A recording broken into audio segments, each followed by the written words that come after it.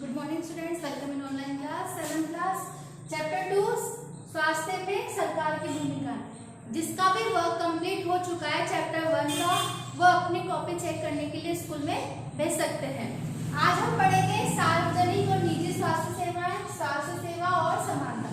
इसके पहले वाली क्लास में अपन ने पढ़ा था स्वास्थ्य क्या है और भारत में स्वास्थ्य की क्या क्या सेवाएं दी गई है, उनका अध्ययन किया था। और आज हम पढ़ेंगे सार्वजनिक और निजी स्वास्थ्य सेवाएं और स्वास्थ्य सेवा और उसमें क्या समानता है। ठीक है, कि स्वास्थ्य सेवाओं को मोटे तौर पर दो भागों में बांटा गया है। फर्स्ट है सार्वजनिक स्वास्थ्य सेवाएं, एक निजी स्वास्थ्य सेवा।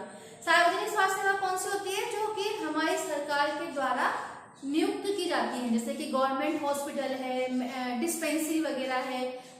और निजी स्वास्थ्य जो कि प्राइवेट आत्मिक तौर पर या स्वामित्व के आधार पर वहां पे हॉस्पिटल का निर्माण किया जाता है। तो सार्वजनिक स्वास्थ्य सेवाएं स्वास्थ्य केंद्रों, अस्पतालों की एक श्रृंखला है जो सरकार के द्वारा चलाई जाती है। ये केंद्र व अस्पताल आपस में जुड़े हुए हैं, जिससे ये शहरी और ग्रामीण दोनों क्षेत्रों को सुविधाएं प्रदान करते हैं और सभी बीमारियों का इलाज प्रदान करने का जिम्मेदारी होती है। ग्राम के स्तर पर एक स्वास्थ्य केंद्र है, जहां प्राय एक नर्स और एक ग्राम स्वास्थ्य सेवक रहता है। इन्हें सामान्य बीमारियों के इलाज के लिए प्रशिक्षण दिया जाता है, जैसे कि बुखार आना, चोट लग जाना। तो जैसे सामान्य गांव के उसमें डिस्पेंसरी एक होती है, तो उसमें सामान्य प्रशिक्षण उनको दिया जाता है। वो प्राथमिक स्वास्थ्य केंद्रों के डॉक्टरों की देखरेख में कार्य करते हैं और ग्रामीण क्षेत्र में ऐसा केंद्र कई गांवों को जरूरत पूरा करता है। जिला स्तर पर जिला अस्पताल होता है, जो इन सभी अस्पताल स्वास्थ्य केंद्रों की देखरेख करता है।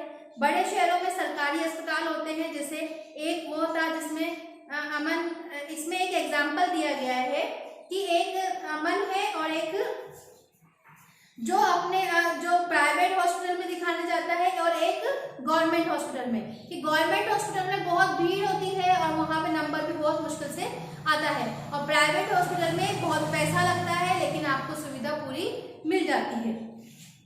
इस स्वास्थ्य सेवाओं के कई कारण है सार्वजनिक कहा जाता है। सरकार ने सभी नागरिकों को स्वास्थ्य सेवाएं प्रदान करने की वचन जो पूरा करने के लिए अस्पताल और स्वास्थ्य केंद्र स्थापित किए गए हैं।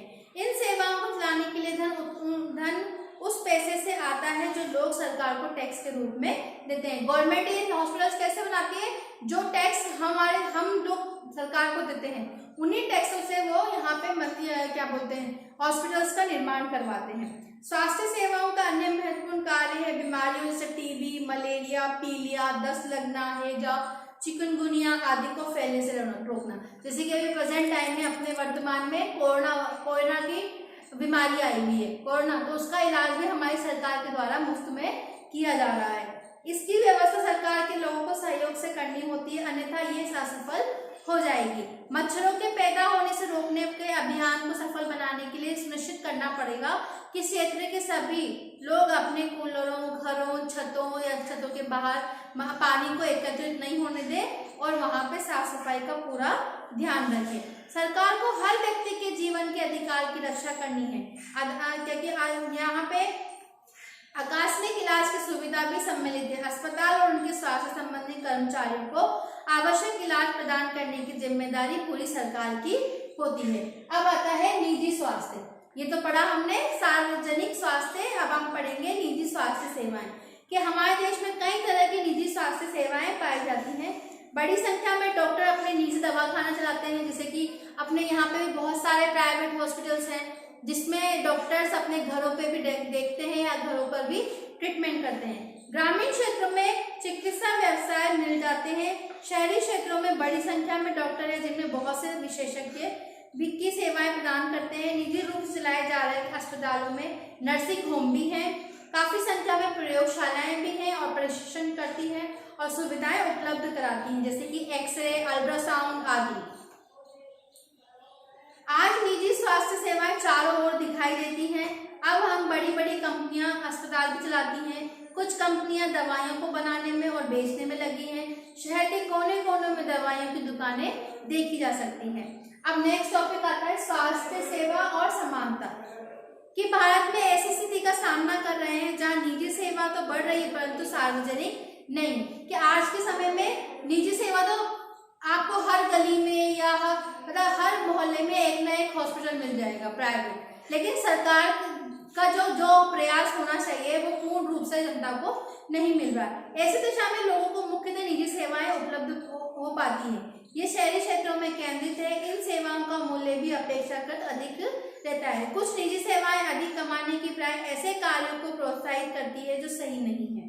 कई बार सस्ते तरीके उपलब्ध होने पर भी उनके प्रयोग नहीं किए जा सकते, जैसे कि चिकित्सक जरूरत से ज्यादा दवाइयां, इंजेक्शन, सलाइन आदि की सलाह देते हैं और सबसे अधिक साधारण इलाज जो पर्याप्त हो सकता है, जैसे कि नॉर्मल फीवर आने पर वो उसको टैबलेट से खत्म कर सकते हैं, लेकिन उसको ड्रिप वगैरह लगवाना, उसकी अननेसेसरी के बहुत जो जांचें करवाना, टेस्ट करवाना, तो उससे क्या हो रहा है, जो उनका निजी अस्पताल अपनी पैसे देखने के लिए वो लोगों से इस तरह से कार्य करवाते हैं। गरीब लोगों के लिए परिवार में हर बीमारी चिंता और मुसीबत का कारण बन जाती है। इससे बड़ी बात यह है कि ऐसी स्थिति बार बार आती है। गरीब लोग पोषण की कमी का शिकार होते हैं और उनकी जो पावर जो होती है, इम्यूनिटी पावर, वो भी कम जो होती है, इसलिए वो बार बार बीमार पड़ने लग जाते हैं। पर्याप्त जगह नहीं होती, साफ वातावरण नहीं होता, खाने के लिए भोजन नहीं होता, पीने का पानी नहीं होता, परिणाम स्वरूप उनको अधिक हालत खराब हो जाती है। इसमें कोई संदेह नहीं है कि हमारे देश में लोगों के स्वास्थ्य की दशा अच्छी नहीं है। ये सरकार का उत्तरदायित्व है कि वो हम अपने सब नागरिकों को, विशेषकर गरीबों और सुविधा विहीन को गुणात्मक स्वास्थ्य प्रदान करें। फिर भी लोगों का स्वास्थ्य जितना जीवन के आधारभूत सुविधाओं पर, सामाजिक स्थिति पर निर्भर है, उतना उनके ऊपर स्वास्थ्य सेवाओं को नहीं दे सकता है। इसीलिए यहाँ पे केरल का अनुभव बताया गया है कि 1996 में 1996 में केरल सरकार ने राज्य में महत्वपूर्ण परिवर्तन किए। राज्य के पूरे बजट का 40% पंचायतों को दे दिया गया। इससे पंचायतें अपनी आवश्यकताओं को योजनाबद्ध कर उनकी आपूर्ति कर सकती है। कि 40 जो पंचायतों का जो बजट बनता है, जो पूरा बजट बनाया जाता है, उस राज्य के पूरे बजट का 40% वहां की पंचायत समितियों को दिया गया और वो इससे गांवों के लिए पीने का पानी, आहार, औरतों के विकास और शिक्षा के लिए उचित प्रयास सुनिश्चित करना ये संभव हो सका। इसके फलस्वरूप जल वितरण व्यवस्था की जांच की गई, स्कूलों और आंगनबाड़ियों के काम को सुनिश्चित किया गया और पूरे गांव की विशेष समस्याओं पर भी ध्यान दिया गया। स्वास्थ्य केंद्रों में भी सुधार किया गया। इन सभी कार्यों से स्थिति सुधार आए। इतने प्रयत्नों के बाद कुछ समस्याएं तो बनी रही, जैसे दवाइयों की कमी, अस्पतालों में पर्याप्त बिस्तर न होना, पर्याप्त डॉक्टर न होना आदि। कि कोस्टारिका का तरीका है कि कोस्टारिका को मध्यम अमेरिका का सबसे स्वस्थ देश कहा जाता है, कि हमारे अमेरिका में या हमारे पूरे विश्व में सबसे स्वस्थ देश माना जाता है कोस्टारिका को। इसका मुख्य कारण उनके संविधान में निहित है। कई वर्षों पहले कोस्टारिका ने एक बहुत महत्वपूर्ण निर्णय लिया था कि वो देश में सेना नहीं रखेंगे।